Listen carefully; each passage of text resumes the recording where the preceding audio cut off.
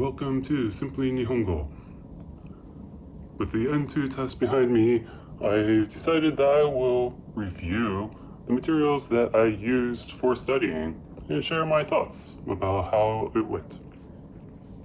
So, let's get started quickly, starting with the first section of the JLPT, Kanji. For Kanji, I actually did not use any materials dedicated to JLPT as the focus. My primary method of studying was studying the 5th and 6th grade Kanji for elementary school in Japan. First way I did it was through the Kanken Start app, available on Android and iOS. You can see my review of that here, and then I used that first for learning how to read the kanji, and then after getting that mastered, I then used my DS game, the Kanken Premium game, for learning how to write the kanji, because I highly recommend learning how to write. When you learn how to write, that helps you remember the kanji a lot better, you get a lot more exposure to it, and you learn how to distinguish kanji from similar looking kanji, which is on the JLPT. For vocabulary, I started with this book, but I just couldn't get through it really. It has the translations, it has a lot of vocabulary, but one of the issues I had was actually one of its features, and that is this red text. So this book comes with the filter so that you can hide the vocabulary to see if you remember it. But this book, it was a little bit too faded for my taste, so that actually made it a bit hard to read, especially at night. This also, you can download the audio for free from the website, but they only go through the vocab and the example sentence, and there's not that much of a break between the two. And since there's no translations, unless you have this book open while listening, then you may not know what the vocabulary means. There's pros and cons to both approaches, but I would have preferred having at least some English translations in the audio as well. So instead, I mostly used Renshu and just did the vocab list from there. While it is a good vocab list, I think, to have, my issue would probably be that there's definitely going to be words that are not in that list that will appear on the JLPT. And especially if you do reading, the reading section, you will see a lot of those cases. Do I still recommend doing Renshu? Yeah, I do. It's a very convenient app for practicing vocabulary. And even if you feel like those words are incomplete, it does make practicing a lot easier and faster. I guess you can say more convenient, because you're limited of how many words you can review in a day, and they try to balance learning new words with old words, and you can also skip words that you already know. So it is a good app, and it's free. For grammar, my primary textbook was this one. I did go through most of the book. I still have one more chapter to go, but this was okay book for explaining grammar. Okay, I guess you can say, in comparison to all the other textbooks. Problem I have with a lot of these Japanese textbooks is, even if they say they have English, it's just this little bit of English. Just a quick little explanation. The sentences are not translated. The explanations for the answers aren't really translated.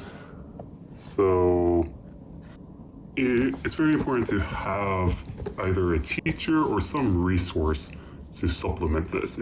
I did take a look at Bunpro to see about supplementing with that, and in some cases it works. There was one deck, I think, that took the grammar points from here and give you better explanations, so that could be useful. I don't know if it really had all of them. I can't remember. Again, I mostly used this with my teacher, and it was okay. The actual test though, the grammar questions are harder than what you see in here. So that's something to take in note. So this is, I guess you can say, an introduction to the grammar, but you would need to practice more than just this if you want to pass the test. A lot of my supplementary materials, YouTube.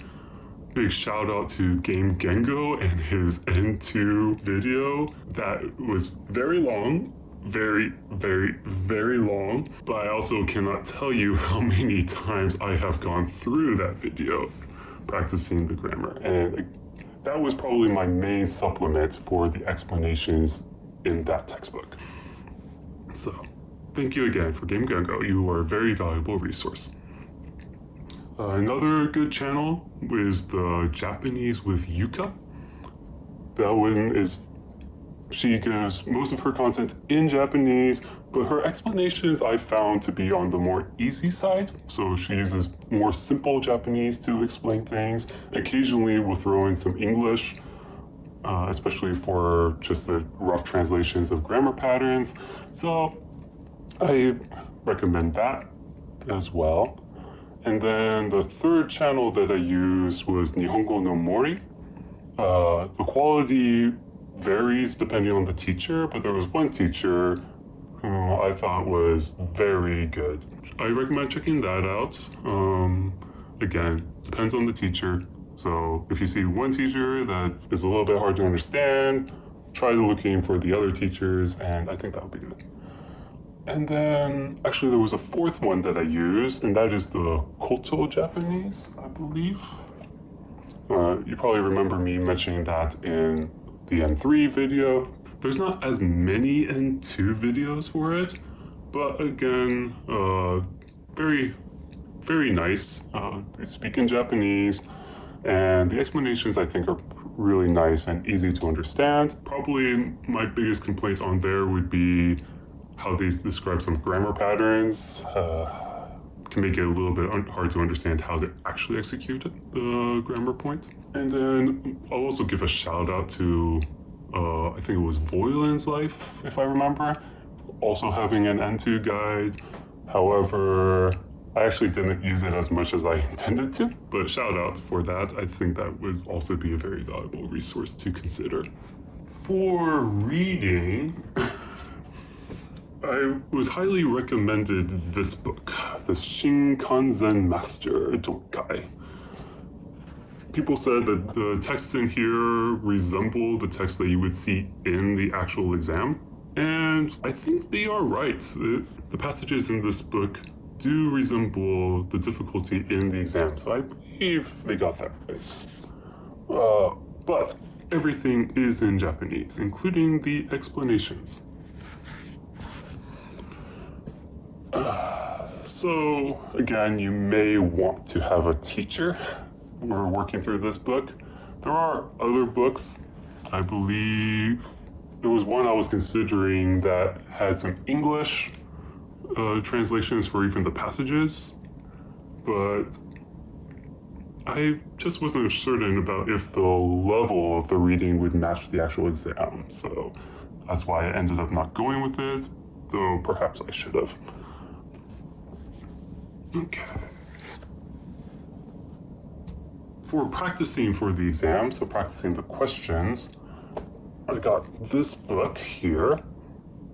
This one was pretty difficult, actually. I guess you can say it does resemble the exam, a lot of these questions. And first they give you a lot of example questions for each type of problem. And then at the end, there is the actual practice exams. I think this one is actually a pretty good book. This was published just after the test format changed, so a lot of this stuff should count towards it. But I actually do think the actual exam was harder than this book. So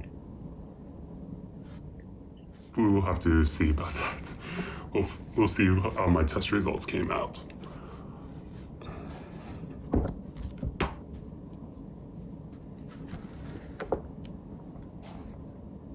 Other book that I used was the Nihongo 500 Problems book. You might be surprised based off what I said in the N3 video, but my main point about the N3 is that these books are good for review, not studying. And I saw that here as well. So after you've studied a lot of vocab and grammar and kanji, then referring to this book is actually pretty good. You get 500 questions that are pretty similar to the JLPT.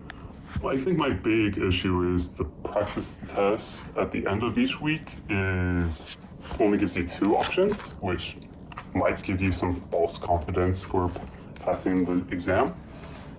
Otherwise, yeah, it was a good book. I think I did see some typos in there. There was one that translated something as far as, where the actual grammar point is as long as. But otherwise, pretty good.